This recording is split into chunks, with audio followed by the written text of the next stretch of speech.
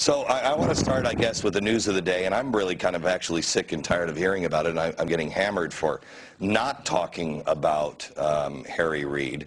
I guess I'm a racist for not talking about Harry Reid now.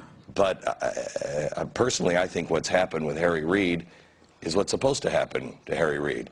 He says something stupid, he looks like an idiot, and then you move on with your life and you let the people decide. Right. Am I wrong by thinking that? No, you're right on.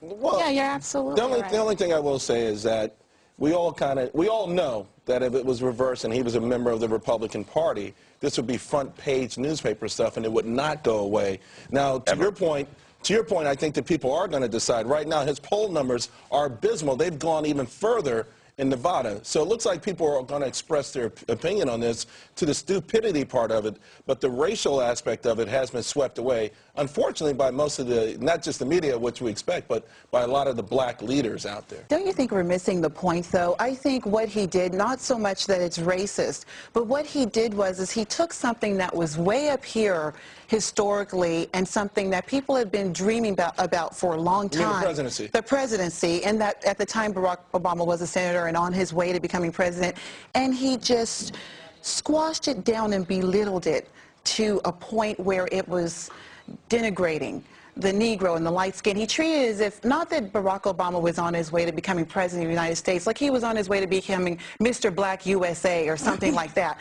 It was a serious... I think I've seen enough magazine spreads. Yeah. Well, I believe the press is trying to make But do you see my point? It's not so much that it was racist, but the terms he used, light skin, Negro, so shallow and so disrespectful to not Obama, but the dream of the people that he was supposedly representing, black and white. He sounded like, he sounded like somebody from my grandparents' era. It was ridiculous. Would somebody come out and say, oh, look at Michelle Kwan, she's a very good Oriental on that gymnastics. Yeah. You don't do that. And not you only don't that, do that. And not only that, just the notion of a Negro dialect. We have a very bad habit of associating the way people speak with their race.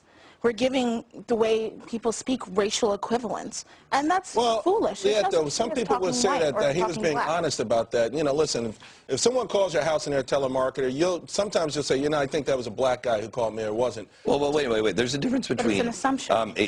I don't think America is going to elect somebody who speaks Ebonics, but I don't think that anybody's going to elect somebody who's like, yeah, my name's Jeffro, and I'm going to come on up. Right, exactly. But one way you can interpret it, though, Glenn, is that not that President Obama said that it was a compliment to him. It could have been a diss to all the other blacks, the dark-skinned blacks, the blacks who may not speak perfect English. No. And in that respect, I think a lot of people should be offended. But the reason why it wasn't a compliment to him, because not once, if he wanted to compliment our president or anybody else, you talk about who they are, their character. Yeah. Well, yeah, it had nothing to do with content and character. Absolutely.